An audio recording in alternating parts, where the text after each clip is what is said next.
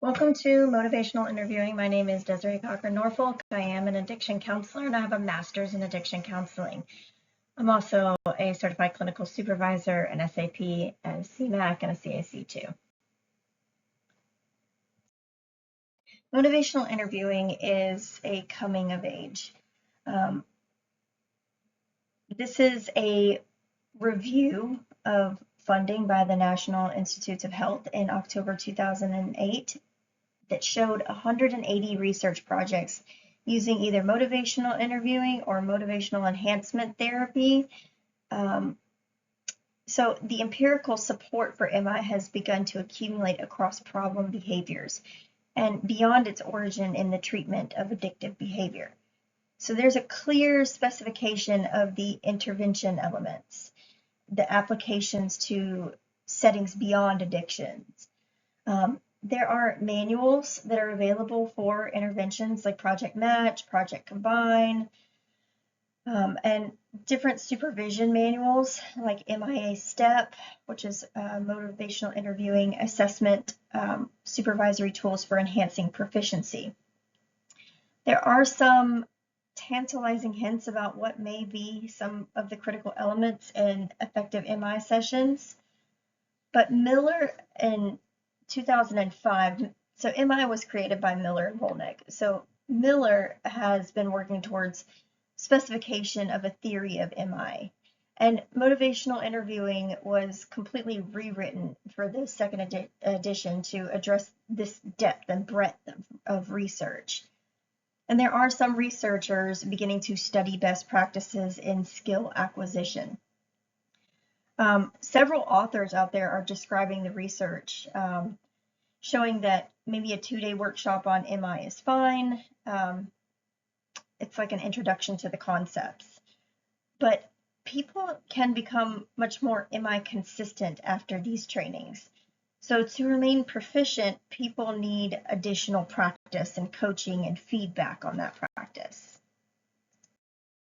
There's a lot of different ways to gain additional practice, like participating in follow-up trainings and receiving feedback from your supervisor and consultants.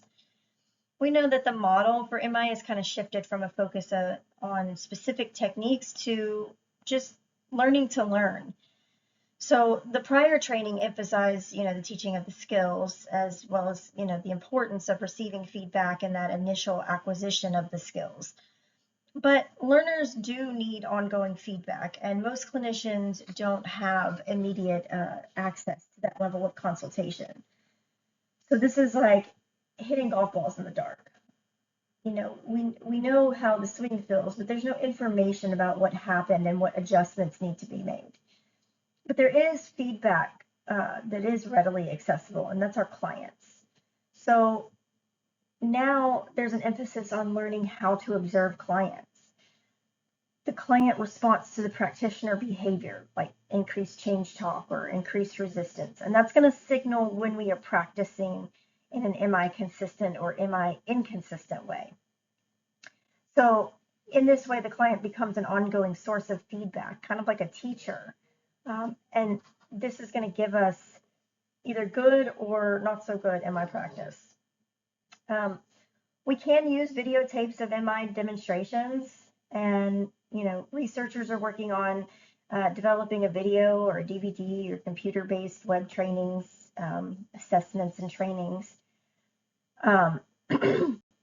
There are many different manuals out there that could possibly assist you in learning more about MI. This particular course is meant for practitioners across a variety of interventions and professional spectrums. So I'm going to use practitioner and client for convenience here, but this can be equally applicable for correction workers, paraprofessionals, peer counselors, physicians, dental hygienists, diabetes educators, chemical dependency professionals, counselors, just basically anybody working in helping situations. The common denominators here would be the people struggling with the possibility of change and helpers that are engaged with these people in that struggle.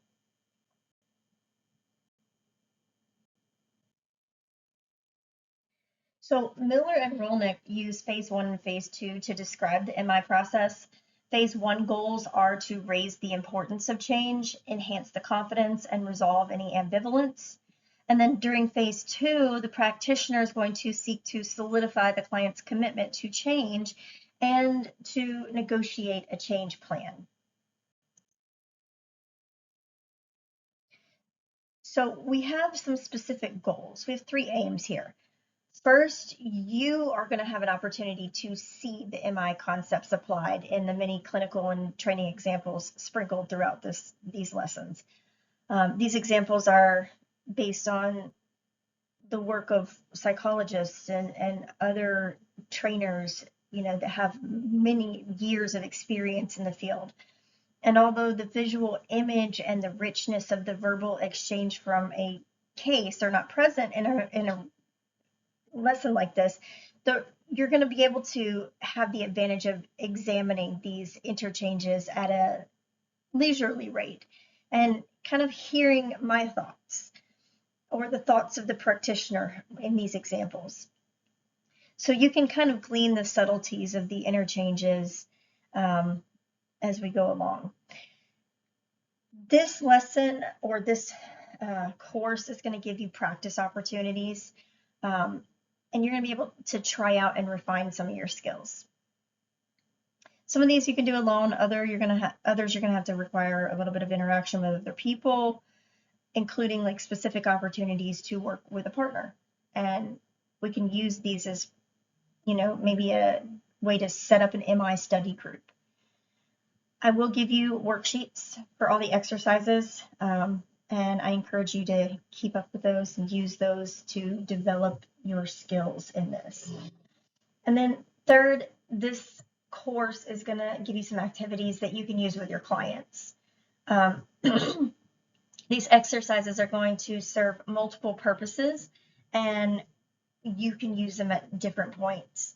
These exercises are not necessarily motivational interviewing, but the design is congruent with these principles. How you use these materials is going to determine whether they are MI consistent. So before using those tools in a helping situation with someone else, you want to have a little bit of experience with the forms and maybe alter them to the needs of the situation. So this course is built on the Building Motivational Interviewing Skills workbook that David B. Rosengren created. He has a PhD in clinical psychology from the University of Montana in 1988 and a master's in clinical psychology in 1986. He also began clinical work at Montana State Prison, supporting the probation and treatment services, including the incarcerated people, which launched his long-term career focus on behavioral change and also on outreach. He is the president and CEO of the Prevention Research Institute, which is a private nonprofit based in Lexington, Kentucky. And they are dedicated to developing prevention and treatment programs for alcohol and drug misuse. His research career has kind of centered on brief interventions, especially screening, brief intervention and referral to treatment, which is SBIRT, and motivational enhancement strategies in diverse outreach settings like public health, justice, medical, clinical, and institutional programs. He is a founding member of the Motivational Interviewing Network of Trainers, which is MINT, and he completed initial training for trainers under Miller and Rolnick in 1993 and has played a key role in training, writing, and leadership within the MI field. He is the co-author of Building Motivational Interviewing Skills, a practitioner workbook, which is widely used in MI training contexts. He's published journal articles and book chapters on addictions, behavior change, motivational interviewing, and training methodologies across various settings, including impact research on clinician training and also implementation science. He co-developed the Lifestyle Risk Reduction Model, LRRM, which is an evidence-based prevention model that's applicable across the lifespan. And it's been tested in the indicated prevention program, Prime for Life, which has shown positive cognitive outcomes and reduced recidivism in impaired driving populations. Georgia currently uses the Prime for Life curriculum, Prime for Life, for risk reduction school or DUI school, and Prime Solutions for their DUI practitioners in the state. His research includes developing tools like video assessments of simulated encounters, or VACE, and that is for evaluating motivational interviewing skills, along with studies examining the effects of tailored training and agency context on practitioner skill uptake. His current focus includes implementation science, kind of integrating evidence-based practices across systems using technology to support training, and emphasizing positive psychology and resilience in practitioner development. I've personally sat in his training before, and he is awesome. So if you have not taken a training by him, I highly encourage it. So in a group setting, Rick says, well, I can see where this MI would be helpful with folks who are highly verbal and not too bad off, but not with the folks that we work with. These people are meth addicts, and there's something about that drug that's different. These people become antisocial. They lie and they steal. They're going to scam you if you don't confront them. It's just not going to work with them. And of course, a couple of heads are going to nod in agreement here. And, if that had been a Baptist revival instead of an MI training session, there would have been a chorus of amens. The counter argument starts to come up. The data about methamphetamine users and MI effectiveness said differently. And this concern is going to come up in one form or another regularly in trainings. There are people who struggle with alcohol and drugs, including meth. They're not the person that's being described. The man raising this objection is chatty and opinionated, and this guy is struggling to understand MI and apply the skills.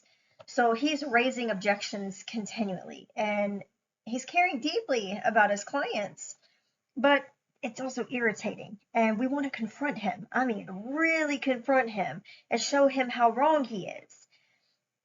But we're at a crossroads here.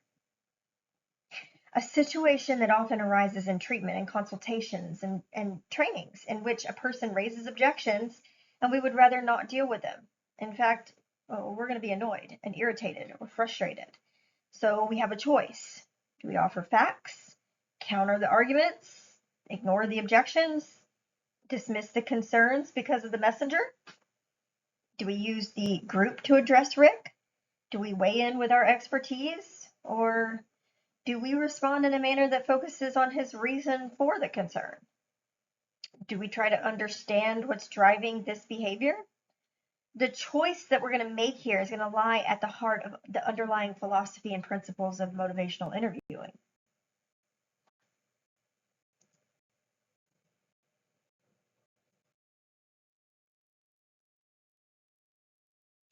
So our clients are going to differ in their readiness to change. And that's not a revelation to most of you. In fact, your desire to influence your client's readiness may have prompted you to take this course. But a few basic concepts about readiness and change are important to review before considering the elements of motivational interviewing. A lot of these elements are going to originate in writings about the trans-theoretical model by Prochaska and DiClemente in 1984 and 1998, but they're not tied to that conceptualization of how change occurs. So we have the ambivalence, and this ambivalence about change is absolutely normal. If changes were so obviously needed and so easily accomplished, they would have happened already, and the clients wouldn't need our assistance. But because change is tough, people have mixed thoughts and feelings about it. Instead of viewing this uncertainty as a problem, it's going to be viewed as a part of the process, and it's something that we can work with the client to resolve. We know that change is often non-linear. So clients often don't move in straight lines from non-change to change. In some instances, there's initial steps and then setbacks and sometimes a return to the old behavior before the change is accomplished. And a lot of times clients will have attempted to effect changes without our assistance or with more or less success. And we know readiness is not static, unchanging.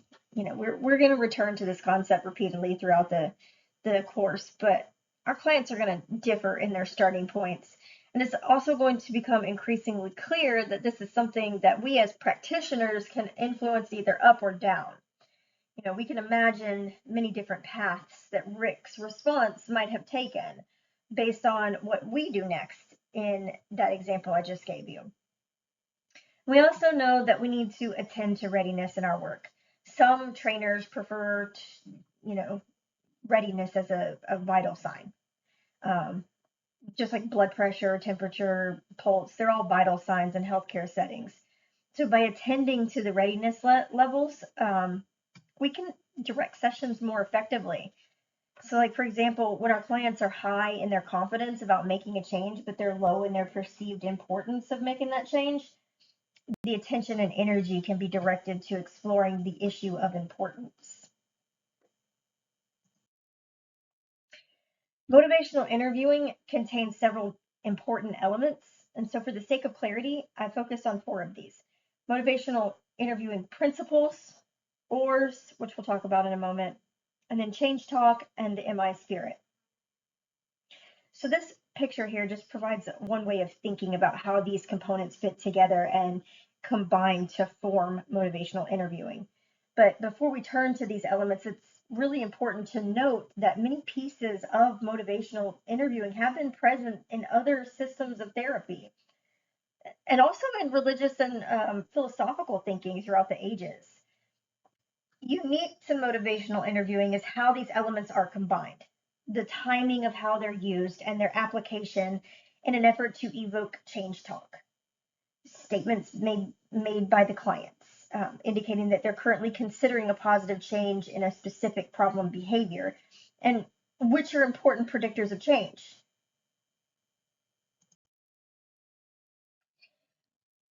One circle in the diagram reflects the principles upon which motivational interviewing is built. So in 2002, Miller and Rolnick described these principles as expressing empathy, supporting self-efficacy, developing discrepancy, and rolling with resistance. But more recently, in 2008, Rolnick expressed these principles using the acronym RULE. So R stands for resist the writing reflex. U is understand your client's motivation. L is listen to your client, and E is empower your client. These principles, which I'm about to explain in a little more detail, are going to draw from other therapeutic approaches. So for example, the imperative to listen to your client relies heavily on the writings and the research of Carl Rogers. And these principles don't provide explicit strategies for how to do MI, but they're kind of serving as a guiding framework for choosing techniques and strategies and skills. So resisting the writing reflex is going to refer to the tendency of practitioners to try to actively fix problems in their clients' lives. And by doing that, we're reducing the likelihood of the client change. The goal is to make the practitioner aware of this tendency and the trouble that it engenders. The writing reflex starts with our desire to help others. It's a positive motivation that leads us to try to address problems when we see them. And we want to help the client change a situation so they can, live a happy, healthier, and more productive life. And there is absolutely nothing wrong with wanting these outcomes for people. The difficulty of the writing reflex is that it fails to consider the possibility of ambivalence. And since clients are naturally ambivalent, there are times when they don't view change as either necessary or possible. And this situation is simply the flip side of the coin of change. There may be costs associated with the change, like fear and uncertainty. And changes to relationships and monetary and time demands, which argue for maintaining the status quo. So all of these costs or factors are going to influence the client to stay with their current behavior. And resistance is that active process of pushing against reasons for change. Researchers have demonstrated that this active process can be influenced directly, either positively or negatively, by our behavior as practitioners. Our behavior that increases resistance is going to be like trying to convince clients that they have a problem, or arguing for the benefits of change, or telling clients how to change, or warning them of the consequences of not changing. So, arguments in favor of change are going to increase the resistance, which then reduces the likelihood that any change is going to happen. So, in this perspective, the resistance is a form of energy that the practitioners can either intensify or we can lessen it, depending on our behavior.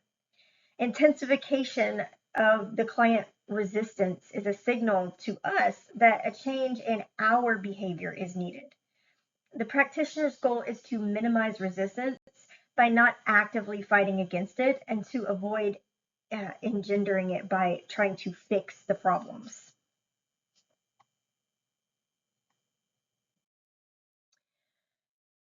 We want to make sure that we're understanding our clients' motivations. This is the logical extension of, what I just said about ambivalence. Motivational interviewing is going to take the position that motivation comes from within the client. That is, we do not motivate the clients or install motivation in them, but we find the motivation, it lies within the person. It already exists between what they want and how their behavior is going to impact those goals. We're going to listen for and often actively seek information about goals and beliefs and aspirations. And then we're going to explore how those relate to present circumstances. And this directive element is a hallmark of motivational interviewing, and it's in direct contrast to the traditional client-centered work. So the attitude taken in this exploration is, one of curiosity about that person or their situation. And if we as practitioners are seeking this information so that we can use it to convince the client of their errors, then we're engaging in a subtler form of arguing for change. So our goal is to create an environment in which the client is telling us why and how change should happen for themselves. And listening to your client may seem obvious, but in practice, other imperatives often, intrude on this foundational process. So if we're going to take a step back for a moment, the reason why this element of MI is so important becomes a little bit more clear. Clients are going to come to us, and sometimes unwillingly, for our expertise, but they are going to remain responsible for bringing about any changes in their lives. So to help them with this process, we need to create an atmosphere that they can safely explore conflicts and face difficult realities. And so we're creating this situation by being empathetic, and we're communicating that empathy. Miller and Rolnick described a client-centered, empathetic approach to working with people as the fundamental and defining characteristic of MI. So we can express this principle through a very skillful use of like reflective listening and having an attitude of acceptance of the client's feelings and their perspectives. And one way to know that we're in that empathetic stance is to be able to look at the world from the client's point of view and say, truthfully, that makes more sense. I can see why you look at it that way. And inherent in that statement is a subtle but very important point. Acceptance is not agreement or approval.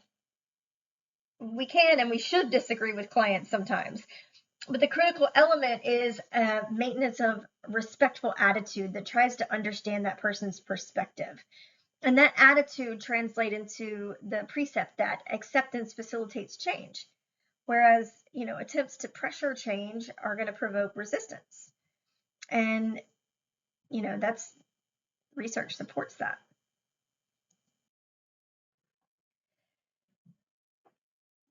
We also want to empower our client.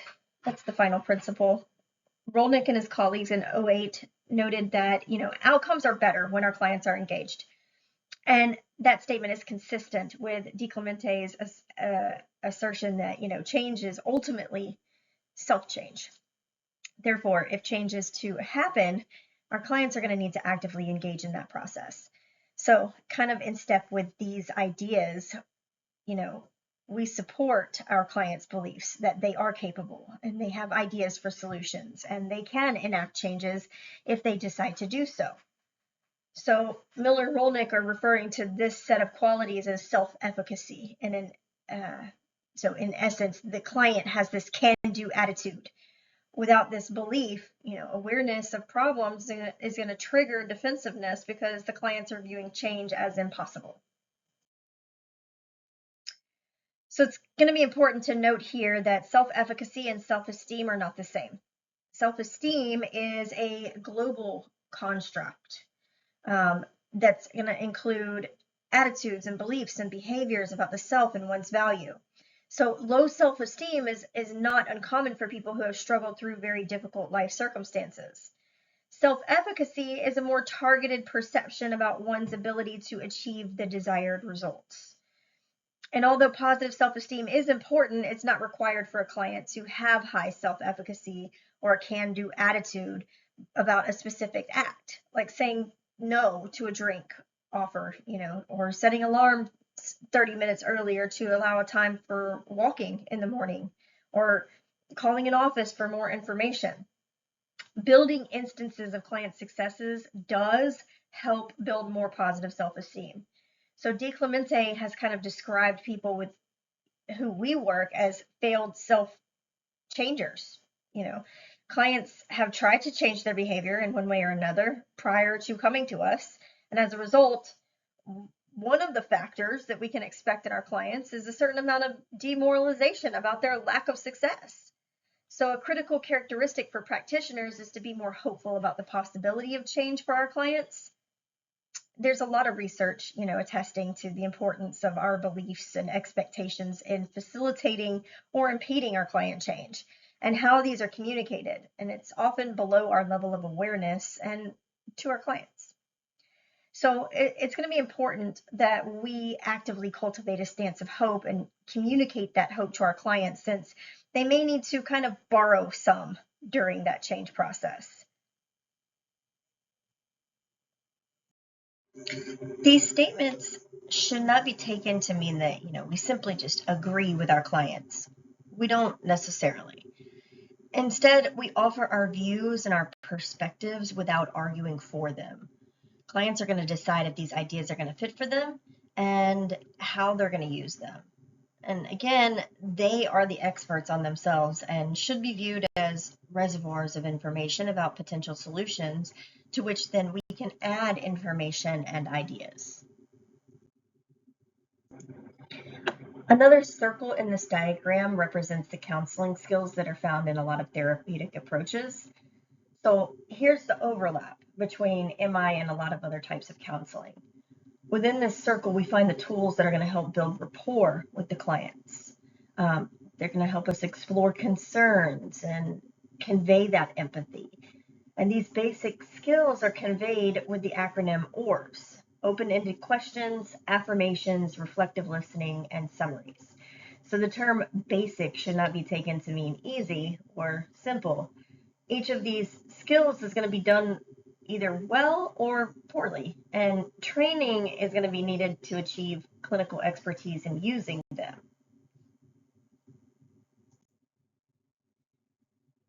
So we want to elicit change talk, and this is the third circle, and it's unique to MI. The emphasis is on eliciting specific types of speech from your client, and we're going to call that change talk. A lot of the interventions that are used in MI are specifically designed to evoke this kind of language and reinforce it when it happens. And this approach is based on the idea that, our clients are going to be more likely to do what they have genuinely spoken in favor of during a session. There's research that suggests that the trajectory and strength of this change talk predicts the commitment, which then in turn predicts the client's behavior. So the central goal of MI is to help the clients articulate their reasons for change, and then in doing that, they're strengthening their intention to change. Having your client, rather than you, make the argument for the particular change is the most important when the client is ambivalent. Client ambivalence is going to create a special dilemma. Whatever the practitioner is arguing for, the client may argue against it. And the unfortunate result of this ambivalence dilemma is, that even the most well-meaning counselors are often going to try to convince their clients to move in the direction of a useful change. And that's the righting reflex in action. And then that's only going to be met with, yes, but, as a response. And if this dynamic goes on long enough, the clients will actually talk themselves out of changing. And that's going to leave dispirited practitioners behind, or ones who are convinced that the clients didn't want to change anyway.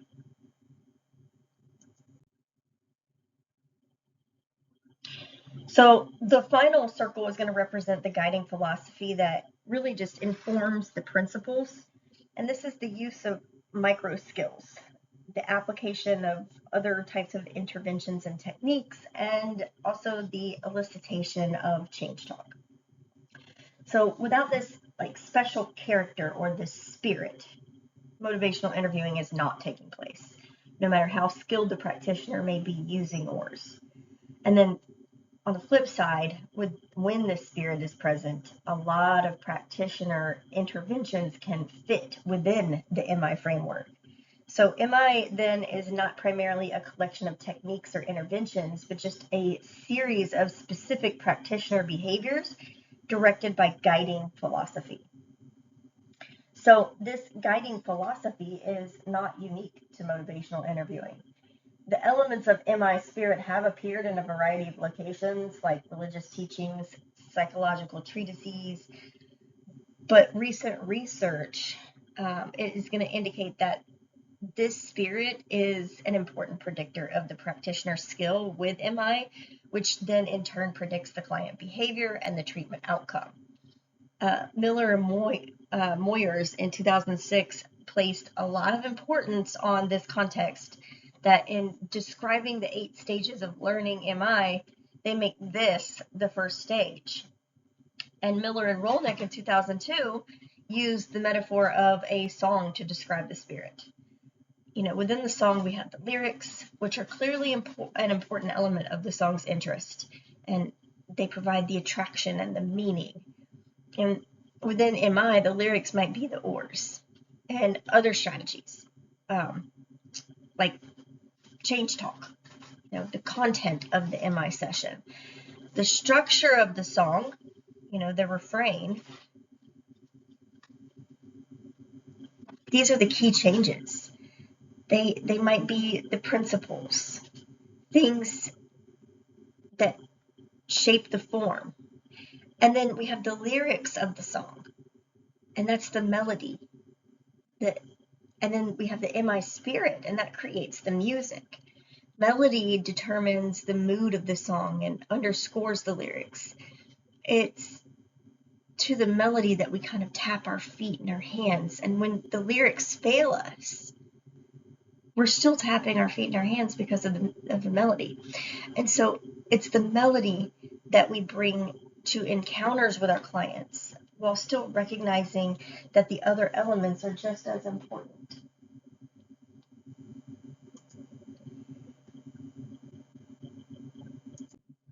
There are 3 components to the MI spirit: collaboration, evocation, and autonomy. So let's talk about those. Collaboration refers to the practitioner working in partnership with the client. Although the practitioner brings significant expertise to this relationship, a collaborative stance recognizes that clients are experts on themselves and their histories and their circumstances and their prior efforts at change. So the practitioner respects the client's expertise and really just tries to understand the client's aspirations and goals, as well as their own. And that creates a positive environment within which the change has been possible. So, for example, the practitioner is going to avoid prescriptive and proscriptive advice, even though the practitioner does offer concerns about the client's decisions. Evocation, and this is consistent with what I just said, involves drawing out the ideas and the solutions from within the client. So they are experts on themselves, and the clients have experience with their own challenges and the things that are going to help and hinder them in attempting to change. So as experts in our field, we know something about clients with these issues generally, but we don't know what this specific client is going to need or want. So our goal here is to evoke from clients their reasons and their potential methods for change, and to offer, as appropriate, ideas for clients' consideration. And we're also going to acknowledge that there are multiple ways to enact change, and that motivation for change comes from within the client. So recently, Roland likened MI practitioners to guides.